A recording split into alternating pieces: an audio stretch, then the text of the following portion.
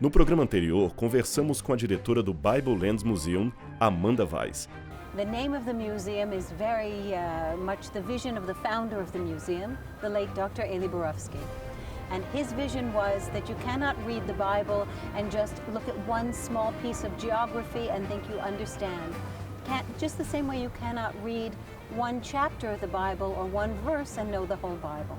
You must read and understand that the lands of the Bible, which was a tremendous geographical period in land and place in the ancient world, is the history of humanity as we know it today, the roots of civilization.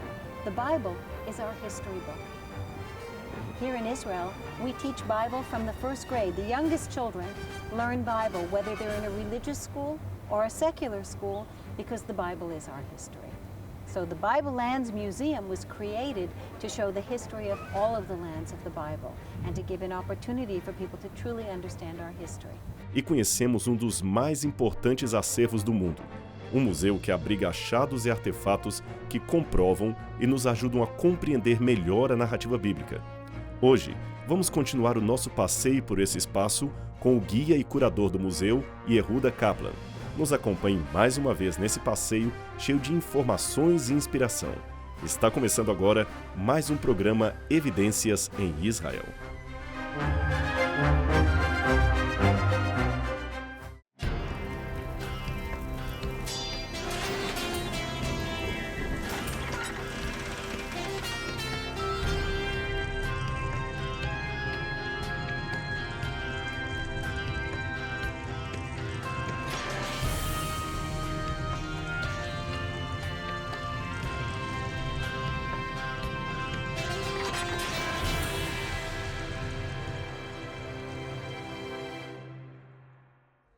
What do you have here?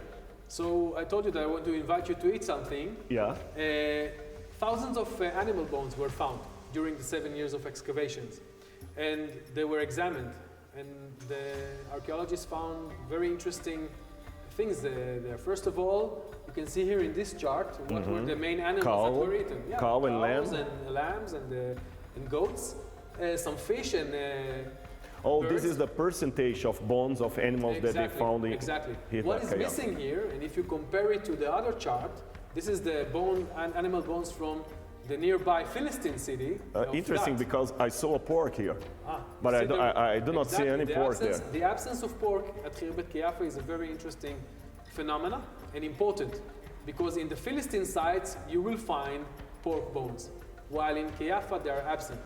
And also in other sites in Judah, they're also absent. And this is another indication, together with the lack of Philistine pottery, that we're probably not dealing here with a Philistine city. Israeli site. Our Israelite or Judahite site, this is what the excavator believed, it has more relation to Judah than the northern part of the hill country. Interesting. An Israelite site, and we can say also that from that time they used to have a kosher food, some kind of kosher. That's a big question. What was their kosher? But the absence of pork bones is just like the very Leviticus in the Bible prescribe do not eat pork. Right. We can say that this is some kind of law that we can see that time. Right. Oh, interesting. This is a very interesting feature also, because when we talk about the Philistines, which were the main enemies of the people of Israel at that time, maybe the people of Israel wanted to say we are very different from our nemesis, from our enemy. Yes. You remember that the Philistines, how they are called in the Bible? They are called the uncircumcised. So this was another cultural feature of the Philistines. So there are two main things that make the difference between Judahite or Israelite and the Philistines. Interesting. The other, okay? I can see some seeds here. Yeah, those seeds are looking very, very simple, but we call them the real hero of Khirbet Kiyafa. These are olive pits. They were burned. And 28 samples of those olive pits were sent to laboratories for C14, carbon-14 examination. And when the results came back of those 28 samples, there was here a turmoil in the archaeological world and the biblical scholarship. And why was that? Because all the results gave a date between the end of the 11th century, let's say 1020, to the beginning of the 10th century, 980, which is the time of King Saul, of the prophet Samuel, and the young King David. So to find here in the valley, in the Elah Valley, a fortified city, which brings you to an organized state probably, no pig bones, almost no Philistines. So the idea of the excavators that Khirbet Kiyafa is something which is related to the young Davidic kingdom. Yes, because we're talking about his time. And fit to the chronology of the Bible, fit to the chronology perfectly. Yeah, to what we believe about the chronology of the Bible. Wonderful. Let's go to the Celtic section. Let's see the Celtic section.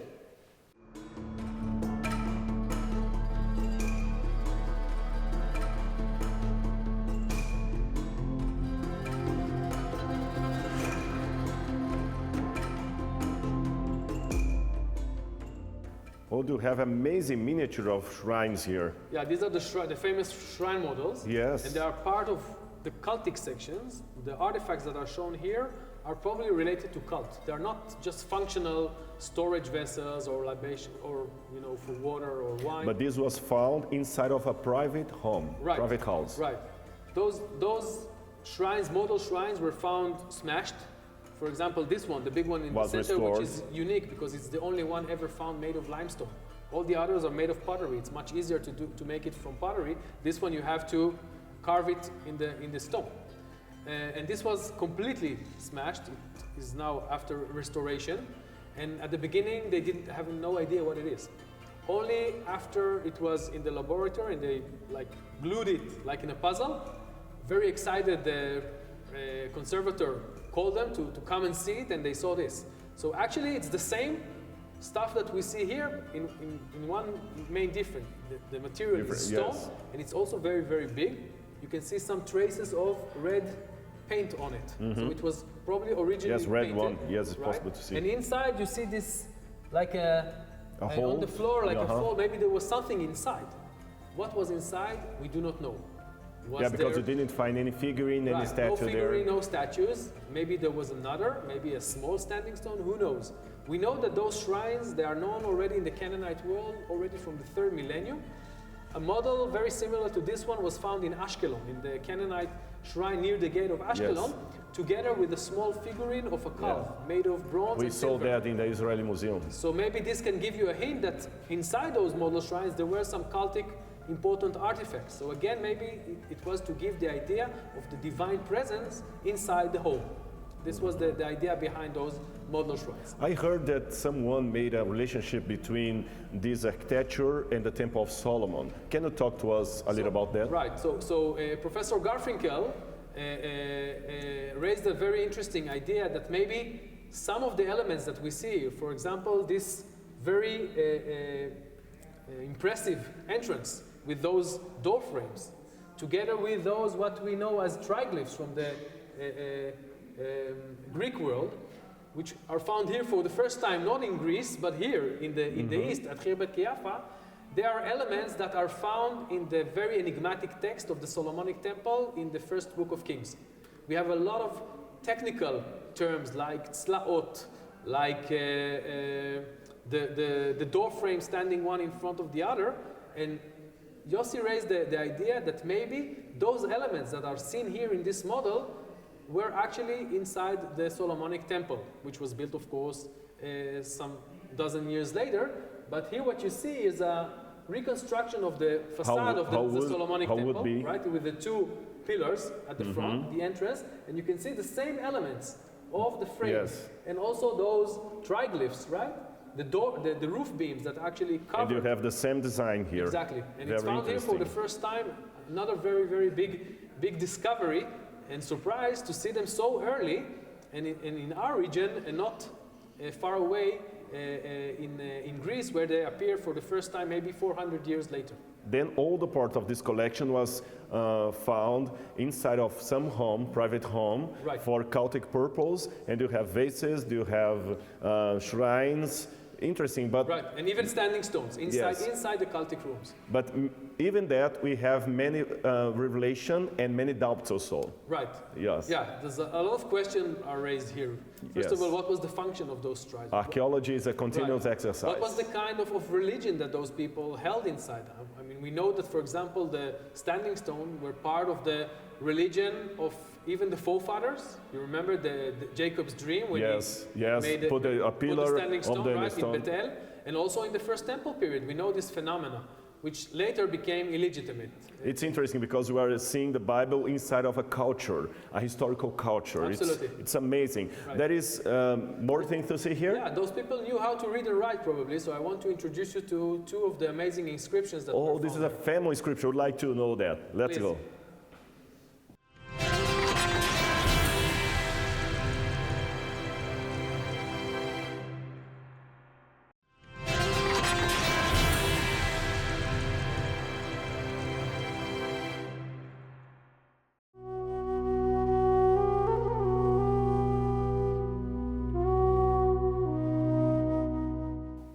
This is the artifact that I would like to see with my own eyes because it's very famous. This is an ostracon found in Hebet Caiaphas. Tell us a little bit about the importance of this finding. This was the first inscription out of the two that was found, and actually it was found by a young boy who was working together in the team of archaeologists. He was very bored, so they gave him all kinds of things to do, and he found this and he was very excited because it was a very large piece. And so they told him put it in the basket with all the other stuff that is going to be cleaned. And then at the same afternoon, one of the supervisors of one of the areas, he decided that he wanted to spend the time with the guys that are cleaning the pottery. And he came and saw this piece, and suddenly he came shouting and saying, "Look, I found the A, the letter Aleph." He probably was pointing at this. You can see here the Aleph, you can see here the Aleph. Here is difficult to see, but here you have the same inscription. So they actually have now to treat it very, very delicately, not to just to wash it like the other. The fact that we have here the Proto-Canaanite script in quite a late phase is very surprising. Dr. Hagai Misgav, who investigated and published this inscription, believes that maybe we're talking here about ancient Hebrew. If so, this is the most ancient Hebrew inscription ever found. Why he believes so? Because, for example, here we probably have the word melech, king, or limloch, to rule as a king. And maybe here we have the word shafat or shofet, to judge. And here the expression don't do, al ta'as, very similar to the Hebrew. The script is Canaanite probably. There is a probability that we're dealing here with a Hebrew inscription. If so, again, it can give us a hint who was the population living at Khirbet Kiafa. The fact that in such an early phase, already in the late 11th or early 10th century, we have people that know how to read and write at Khirbet Kiafa is very, very important. First of all, again, it goes to the fact that we're dealing here probably with an organized society, maybe a state, okay? And secondly, you know that the minimalists say that we can't say that the historical parts about David and Solomon are historical because we have no evidence that in such an early phase already people wrote.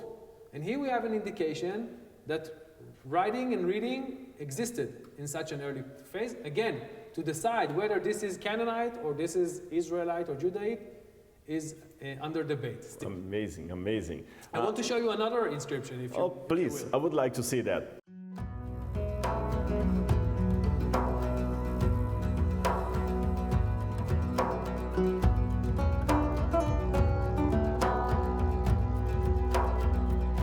There was really a great find. Just to explain to the people that is watching us, what is an ostracon? An ostracon, you know, is some kind of ceramic that people use to write receipt. This is the early evidence that we have that also in early times people recycled. If you had a jar, the jar was broken, you could take the pieces, the shards, and write on them with ink. Because the paper was so expensive, Absolutely. just like papyrus. Exactly, so for simple things, for notes, for receipts. Exactly, you would use the pottery. But we have here a piece of pottery, and I can see also something writing here. On the shoulder of the jar. Yeah, this is a typical jar of Kiafa. And here we have an inscription. Yes, of course. A much shorter one, but the script is the same script. Here you can see, for example, the letter Ain, which is an eye.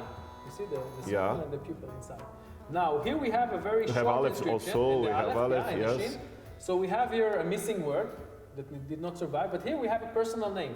And this is the inscription in Hebrew before the Hebrew knows by the Bible. Right, it's not what we know as the Hebrew or Paleo-Hebrew, which developed a bit later. And the big question again is this is a personal name. Is it a Canaanite name or is it an Israelite name? Okay, what we have here a personal name as described in the Bible. X son of Y, right? So we have here Ishbaal or Eshbaal, Ben, son of Beda. The father's name Beda is unknown to us from any other source, not the Bible, not an extra biblical. But the name Eshbaal appears in the Bible. It appears in the Bible in a quote from the first book of Chronicles, where we have the sons of the first king of Israel, King Saul. Yes, of course. The first book of Chronicles tell about Ishbaal. Right. So we have here, we know him from the book of Samuel in another name, Ishboshet, which is a negative name. Yes. But the original name was Ishbaal, the man of Baal. Now Baal, people tend to believe that Baal was the name of the Canaanite storm god, which was venerated through all the first temple period. But Baal is not a personal name of the Canaanite storm god, whose name was Hadad, but it is a title of honor. Baal means the Lord. So it can refers also to another Lord, of course, that we know in the Bible, the God of Israel. So we can say that the name Ishbaal might be an Israelite name also, since the son of the first king of Israel, of Saul, was named Ishbaal also. And the fact that we find this name also at Khirbet Kiyafa, of course, we do not refer here to the same person, but the name was probably part of the Israel society, and this might be another argument for the archaeologists to believe that this might be an Israelite or Judaic site. Which period is this inscription? It's from the same period of all the artifacts that were found in the city. Again, late 11th century, beginning 10th century, of 10th century exactly. BC. Yeah. Oh, wonderful. Right. We have more artifacts to see? We can see maybe how the city was looking like before it was destroyed. Oh, this was fantastic. Yeah, Let's go. This is the last station. Okay.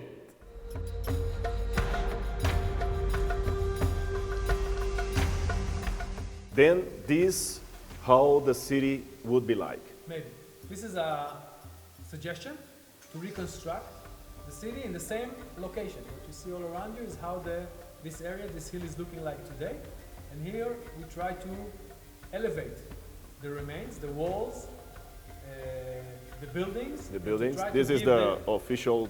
Maybe this is the administrative center. It is the largest building that was also built on top of the hill, so it's overlooking the entire area. Here we can see the area of the southern gate where we entered. The first gate of the city. And the gate square. The public area is right here. Right. And here you can see the western gate. The second gate of the city. That is facing Philistine. This is so amazing because we do not find cities with two gates. There is some possibility of that city with two gates is the city of Sha'arim mentioned in the Bible. This is a very interesting suggestion because we're talking about a quite small city, only 23 dunams, and as you know, the gate is a very vulnerable area. So why in such a small city to build two gates? One is facing generally towards the Judean hills, and the other one is facing Philistia. I don't think that we have an answer to this question, but maybe the idea it's a great possibility that Kiyafa should be identified with biblical Sha'araim, which is mentioned both in the story of the battle between David and Goliath, and also in the allotment of the tribe of Judah, together with Sochor and Azekah in Joshua chapter 15. Maybe. This of course also raises another logical problem, but the idea itself, since we don't have any hint in the name, the Arabic name of Kiyafa, it does not refer to any known biblical or ancient site that we know. So it still remains another question, another enigma. Interesting. So that the people may understand why we have this possibility is not an assurance, but we have a possibility. Because first of all, it's very uncommon to have a city with two gates. Such a small city, absolutely. And we have in Hebrew the name Shar, that means gate. Right. Sha'arim, two gates. Two gates. It's the dual form of Sha'ar. And this is the name that we appear in Bible translation. Very interesting. And you have the homes, the private homes. We have the homes that are abutting the casemate wall, which is actually defending the site. Now they found a lot of weapons made of bronze and iron. Remember, we are in the beginning of the Iron Age. And it means that the inhabitants of this site were afraid of their enemies. That's the probably the Philistines. So maybe the Philistines. So the fact that we have here a fortified city in the border with Philistia, and the archaeologists believe that it belong to the young Davidic state. David, according to the Bible, drove away the Philistines from the hill country to their places in the coastal plain. So the archaeologists believe that Kiapha was built by King David himself. The site did not last for more than 30, 40 years. So we're talking about 1 or maybe 2 generations.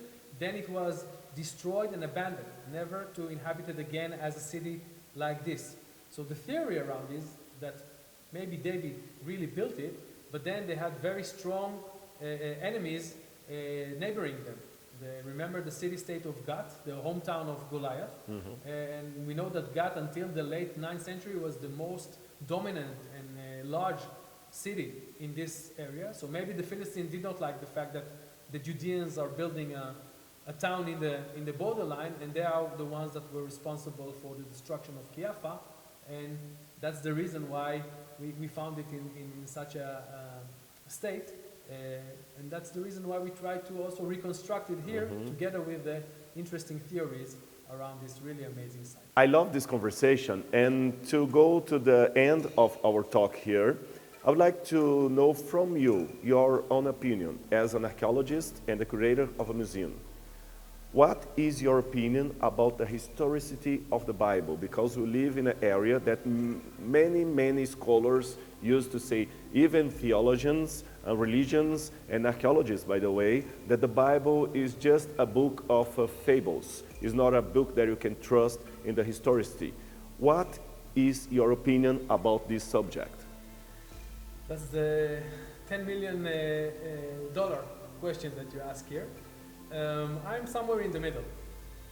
I believe that the Bible was not written as a history, but it has historical data inside of it. The question is, where and when can we really prove it? Sometimes we have the archaeological evidence supporting us. Sometimes we can see that we have extra biblical sources that support the biblical narrative also.